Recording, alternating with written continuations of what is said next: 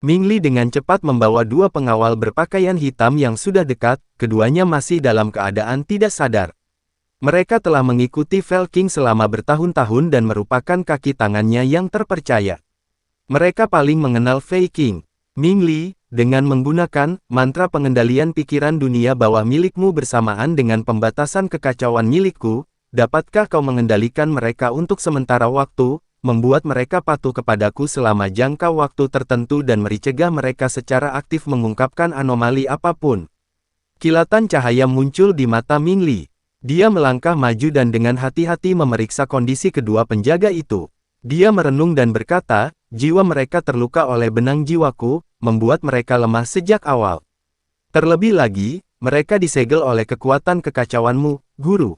Jika kita menggunakan mantra pengendalian pikiran dunia bawah untuk menembus jauh ke dalam inti jiwa mereka dan menanamkan pembatasan, lalu melengkapinya dengan kekuatan kacau Anda untuk menyegel ingatan-ingatan penting dan kesadaran pemberontak, seharusnya memungkinkan untuk mengendalikan mereka agar mematuhi perintah untuk jangka waktu singkat.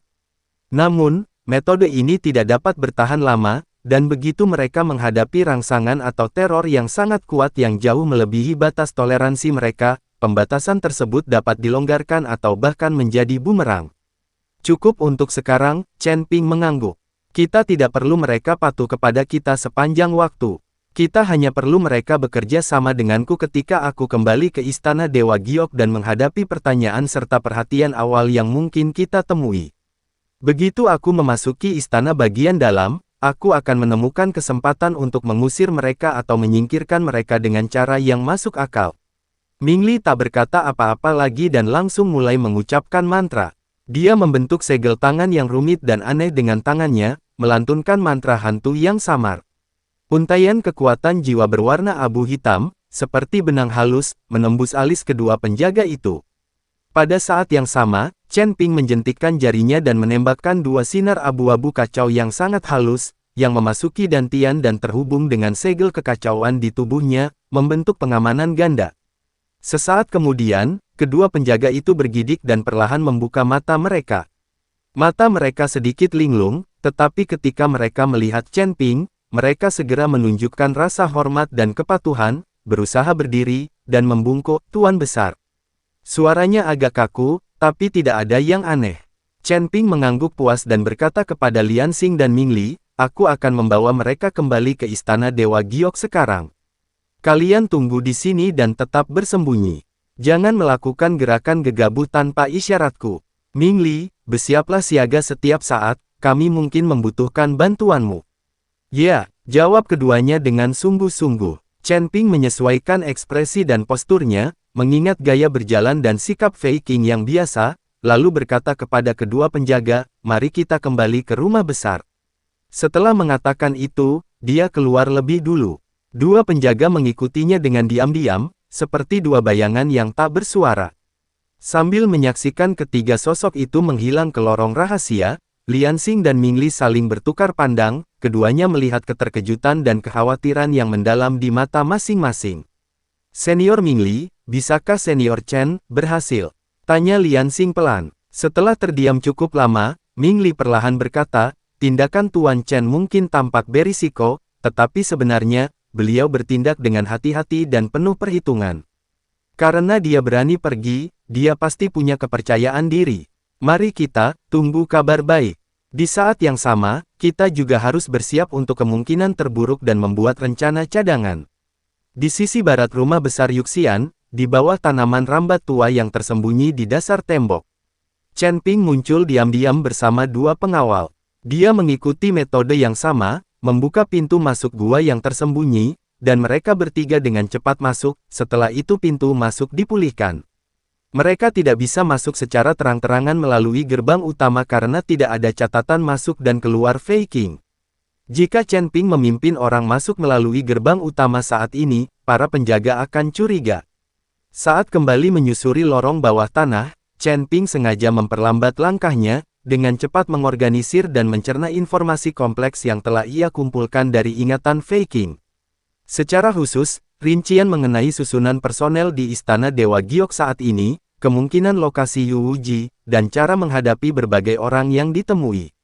Ketika mereka bertiga keluar dari lubang di taman terbengkalai dekat Jalan Tingsong, Chen Ping telah sepenuhnya menghayati peran Felking. Wajahnya menunjukkan kesuraman dan kelelahan seperti biasanya saat ia memberi instruksi kepada kedua penjaga, jaga kerahasiaan tentang apa yang terjadi hari ini. Setelah kembali ke Paviliun Kingxin, kalian berdua pergi dan sembuhkan luka kalian serta beristirahatlah. Jangan menunjukkan diri kecuali aku memanggil kalian. Ya, Kepala Pramugara. Kedua penjaga itu merespons secara mekanis. Ketiganya berhenti bersembunyi dan berjalan terang-terangan menuju Paviliun Kingxin di area inti istana bagian dalam. Paviliun Kingxin adalah kantor dan kediaman harian Fei Qing. Terletak di bagian timur istana bagian dalam, dengan lingkungan yang tenang dan keamanan yang ketat. Di sepanjang perjalanan, mereka memang bertemu dengan beberapa penjaga yang sedang berpatroli dan para pelayan istana. Saat melihat Fei Qing, semua orang membungkuk dengan hormat dan memanggilnya pelayan agung. Chen Ping hanya mengangguk sedikit, tanpa ekspresi, sesekali menjawab atau memberi instruksi dengan nada khas Fei Qing, yang sedikit bercampur dengan ketidaksabaran, tanpa menunjukkan satu nun kesalahan. R.S.N. Official.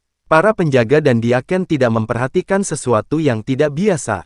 Namun, tepat ketika mereka melewati sebuah taman yang dipenuhi bunga dan tanaman eksotis, yang syarat dengan energi spiritual, dan hendak mencapai Paviliun Kingxin, sebuah suara jernih dan merdu, seperti suara burung bulbul, namun sedikit berubah-ubah, tiba-tiba datang dari samping, Paman Veil Paman kemana saja?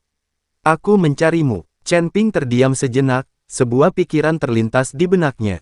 Menurut ingatan Fei Qing, pemilik suara itu tak lain adalah putri tunggal Yu Wuji, Yuranran, putri sulung dari kediaman Yu Xian. Dia berbalik dan melihat ke arah suara itu. Seorang wanita muda yang sangat cantik berjalan dengan anggun di sepanjang jalan yang dipenuhi bunga, tampak berusia sekitar 16 tahun, mengenakan gaun peri berwarna kuning pucat dengan pola awan perak halus yang disulam di bagian bawahnya, yang berkilauan terkena cahaya saat ia melangkah dengan anggun seperti bunga teratal. Rambut hitam panjangnya ditata menjadi sanggul peri yang anggun dan mengembang, dihiasi dengan jepit rambut giok yang halus, anting-anting mutiara, dan lonceng emas di pergelangan tangannya. Kulitnya seputih salju, parasnya seindah lukisan, dan matanya yang jernih dan cerah memancarkan pesona yang memikat. Aura kultivasinya murni dan kokoh, benar-benar mencapai peringkat kelima alam abadi atas. Saat itu, dia sedikit cemberut, dengan sedikit rasa tidak puas dan genit, lalu berjalan cepat menuju Chen Ping. Dua pelayan wanita yang penuh hormat mengikuti di belakangnya, dengan kepala tertunduk. Wanita ini tak lain adalah Yuranran. Dalam ingatan Felking, gadis muda ini sangat berbakat dan sangat dicintai oleh Yu Wuji, tampak lincah dan manja, tetapi sebenarnya cerdas dan sensitif, serta memiliki minat dan penguasaan yang luar biasa terhadap kitab-kitab klasik kuno dan ilmu-ilmu esoteris, memiliki hubungan yang cukup dekat dengan Fei Qing, pelayan yang telah mengawasinya sejak kecil, sering bertanya kepadanya tentang buku-buku kuno atau formasi, dan Fei Qing selalu berusaha sebaik mungkin untuk menjawabnya atau membantunya menemukan jawaban demi menyenangkan Yu Wuji.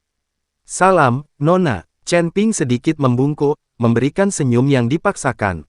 Pelayan tua ini hanya sedang mengurus urusan resmi yang sepele, dan saya mohon maaf telah membuat Anda menunggu, Nona. Bolehkah saya bertanya ada urusan apa Nona dengan saya? Yuranran berjalan mendekat, menatap Chen Ping dari atas ke bawah, dan sedikit mengerutkan kening. Paman Fei, Paman sepertinya kurang sehat hari ini. Apakah Paman terlalu sibuk dengan urusan di rumah besar akhir-akhir ini dan merasa lelah? Dia memang orang yang jeli, dan dia menyadari ada sesuatu yang janggal dalam kelelahan Chen Ping yang sengaja dipertahankan namun jelas tidak biasa. Chen Ping merasakan sedikit rasa dingin di hatinya, tetapi wajahnya tetap tanpa ekspresi. Dia menghela napas dan berkata, "Terima kasih atas perhatian Anda, Nona. Memang ada beberapa masalah rumit di istana akhir-akhir ini, dan penguasa kota telah memerintahkan kami untuk memperkuat pertahanan." Pelayan tua ini tidak berani bermalas-malasan, tetapi mungkin saya merasa sedikit lelah. Bolehkah saya bertanya instruksi apa yang Anda miliki, Nona? Yuranran tampaknya menerima penjelasan ini dan mengalihkan perhatiannya ke masalah yang ia pedulikan.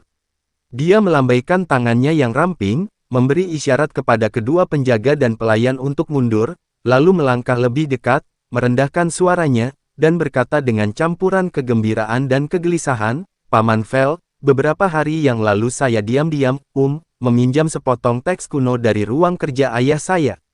Konon katanya berasal dari reruntuhan suci, dan mencatat beberapa teknik rahasia tentang resonansi antara kekuatan surgawi dan poros roh urat bumi. Ada sebuah bagian di dalamnya yang sangat sulit dipahami. Saya sudah mempelajarinya selama 2 hari, tetapi saya masih belum mengerti. Anda sangat berpengetahuan, bisakah Anda memeriksanya? Sambil berbicara, dia mengeluarkan selembar kertas giok kuno dari gelang penyimpanannya dan menyerahkannya kepada Chen Ping. Chen Ping mengambil gulungan giok itu dan menyelidikinya dengan indera ilahinya. Itu memang sebuah kitab suci yang sangat kuno, ditulis dalam semacam aksara ilahi kuno yang hampir punah. Isinya mencakup interaksi kompleks dan metode daya tarik antara pergerakan bintang, urat bumi, dan pasang surut energi spiritual. Itu memang sangat mendalam dan sulit dipahami.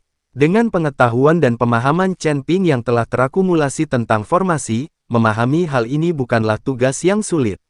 Namun Chen Ping saat ini menyamar sebagai Fei King, dan berdasarkan pemahaman Chen Ping tentang ingatan Fel King, dia mungkin tidak mengenalnya dengan baik. Selain itu, dalam ingatan Fel King, ketika menghadapi situasi ini, dia biasanya akan terlebih dahulu menghibur Yuranran, kemudian mengatakan bahwa dia membutuhkan waktu untuk berkonsultasi dengan teks-teks klasik atau bertanya kepada teman-teman yang ahli, dan kemudian memberikan jawaban. Hal ini akan menunjukkan dedikasinya sekaligus memberinya waktu, sehingga ia dapat menghindari kesan tidak percaya diri di hadapan wanita muda tersebut.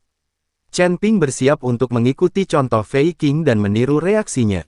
Namun, Yuranran menatap matanya dengan saksama dan tiba-tiba bertanya, Paman Fel, apakah menurutmu ungkapan bola langit membimbing bintang-bintang, gerbang bumi membuka dan menutup ada hubungannya dengan bintang-bintang bergeser dan rasi bintang berputar, titik akupuntur terhubung ke tempat-tempat tersembunyi yang disebutkan dalam catatan rahasia poros spiritual? Saya selalu merasa bahwa ini mengandung metode pemurnian tubuh yang hilang, yaitu menarik bintang ke dalam tubuh dan menempa titik akupuntur, bukan sekadar susunan atau teknik Feng Shui sederhana. Ini adalah pertanyaan yang sangat profesional dan mendalam, yang secara langsung menyentuh inti dari kitab suci tersebut. Berdasarkan perilaku Fei King di masa lalu, kemungkinan besar dia akan terlebih dahulu mengakui kecerdasan Yuranran, kemudian dengan hati-hati menyatakan bahwa dugaan itu menarik dan perlu diverifikasi lebih lanjut, daripada langsung memberikan kesimpulan positif atau negatif, karena dia benar-benar tidak berani memastikan. Mengikuti pola ingatan Fei King, Chen Ping merenung dan berkata, Nona itu cerdas, dan idenya cukup tajam. Kitab suci ini memang luar biasa, dan hamba tua ini tidak dapat sepenuhnya memahaminya dalam waktu singkat. Namun, teknik menarik bintang ke dalam tubuh memang pernah dirumorkan di zaman kuno. Teknik ini sebagian besar digunakan oleh kultivator kuno dengan fisik khusus tertentu atau mereka yang mempraktikkan teknik yang berhubungan dengan bintang. Teknik ini sangat berisiko, dan sebagian besar metodenya telah hilang. Apakah bagian ini mengandung ajaran tersebut masih perlu dipertimbangkan dengan cermat dan dibandingkan dengan ayat-ayat suci lainnya? Dia yakin jawabannya sudah memadai, sesuai dengan status dan tingkat pemahaman Fei King, dan juga menjawab pertanyaan Yuranran. Namun setelah mendengar itu, sedikit keraguan terlintas di mata Yuranran. Dia telah berdiskusi tentang masalah teks kuno dengan Fel King berkali-kali dan sangat mengenal cara bicara Fel King, logika berpikirnya, dan bahkan beberapa jeda nada dan pilihan kata yang halus. Paman Fei, di hadapannya memberikan jawaban yang tampaknya benar, tetapi selalu memberinya perasaan bahwa jawaban itu terlalu lancar dan standar. Jawaban itu kurang memiliki kehati-hatian yang dimiliki Fei King, yang agak shock dan ragu-ragu, dan dia juga takut mengatakan hal yang salah. Apakah karena saya sangat lelah sehingga reaksi saya berbeda? Yuranran memiliki keraguan di dalam hatinya, tetapi dia tidak menunjukkannya segera. Dia mengedipkan mata besarnya yang indah, lalu tiba-tiba mengganti topik pembicaraan, berkata dengan nada sedikit genit, Paman Fel, apakah ada perkembangan mengenai edisi kuno Yunji Kikian, yang telah Paman janjikan untuk membantu saya temukan terakhir kali? Selain itu, saya dengar Museum Wanjuanlou di Sikeng baru-baru ini memperoleh sejumlah hasil cetakan prasasti yang rusak yang digali dari reruntuhan medan perang kuno. Mungkin ada beberapa hal menarik di antaranya. Kapan Anda punya waktu luang untuk menemani saya melihatnya? Kedua pertanyaan ini, satu tentang komitmen di masa lalu dan yang lainnya tentang undangan mendadak, adalah kesempatan yang sangat baik untuk menguji reaksi dan daya ingat orang lain. Lonceng peringatan berbunyi di benak Chen Ping. Dia dengan cepat menelusuri ingatan Fei Qing. Apakah ini versi kuno yang diberi catatan dari Yunji Qiqian? Fei Qing memang mengingat kejadian ini, Yu Ranran telah menyebutkannya sekitar setengah bulan yang lalu, dan Fei Qing telah berjanji untuk mengawasinya, tetapi masih belum ada kabar pasti. Adapun hasil cetakan prasasti yang rusak di Wanjuan Lou yang baru diperoleh. Fei Qing tidak memiliki informasi yang relevan dalam ingatannya. Entah Yu Ranran baru saja mengetahuinya, atau dia sedang mengujinya dalam sekejap. Chen Ping mengambil keputusan, menunjukkan permintaan maaf dan ketidakberdayaan yang sewajarnya di wajahnya. Mohon maafkan saya, Nona. Saya telah meminta banyak orang untuk menanyakan tentang versi kuno Yunji Qiqian yang telah diberi catatan, tetapi masih belum ada kabar pasti. Adapun hasil cetakan yang baru diperoleh dari Wan Juanlou, ragu sejenak, lalu tersenyum kecut dan berkata, pelayan tua ini sibuk dengan urusan rumah tangga beberapa hari terakhir ini dan belum mendengar kabar apapun. Jika Nona berminat, pelayan tua ini dapat mengirim seseorang untuk menanyakan nanti dan kemudian memberitahu Nona agar saya dapat mengatur waktu untuk menemani Anda ke sana. Apakah itu tidak masalah? Tanggapan ini mengakui bahwa belum ada kemajuan dalam masalah. 7 tablet dari rak buku berawan dan menunjukkan sikap tidak mengetahui adanya hasil cetakan baru dari perpustakaan Wan Juanlou tetapi bersedia untuk menyelidiki, sehingga menjadikannya pendekatan yang paling bijaksana. Namun, keraguan di mata Yu Ranran semakin dalam. Dia ingat dengan jelas bahwa 3 hari yang lalu dia telah menyebutkan kepada Fei Qing bahwa Yizui Wan Juanlou mungkin memiliki stok baru, dan Fei Qing tersenyum dan berkata dia akan mengawasinya. Sekalipun Fei Qing terlalu sibuk untuk mengingat beberapa hari terakhir ini, reaksinya seharusnya bukan reaksi ketidaktahuan total. Selain itu, meskipun Paman Fei berusaha sebaik mungkin meniru nada dan kata-kata yang digunakannya hari ini, masih ada beberapa hal yang membuatnya merasa tidak nyaman. Ini bukan soal suara atau penampilan, melainkan kualitas dan proses berpikir yang lebih dalam dan unik milik Fei Qing sendiri, yang tampaknya telah mengalami perubahan halus. Mungkinkah ada sesuatu yang tidak beres dengan Paman Fei di hadapan kita? Begitu pikiran ini muncul, ia menyebar seperti rumput liar di hati Yu Ranran. Namun dia tidak memiliki bukti, dan dia juga tidak dapat mempertanyakan kepala rumah tangga agung hanya berdasarkan perasaannya saja. Selain itu, jika Paman Fei benar-benar telah dipalsukan identitasnya atau dikendalikan, itu akan menjadi hal yang mengerikan. Terima kasih yang sudah setia dengan channel kami. RSN Official. Sehat selalu, berkah selalu. Ditunggu bab selanjutnya ya guys. See you.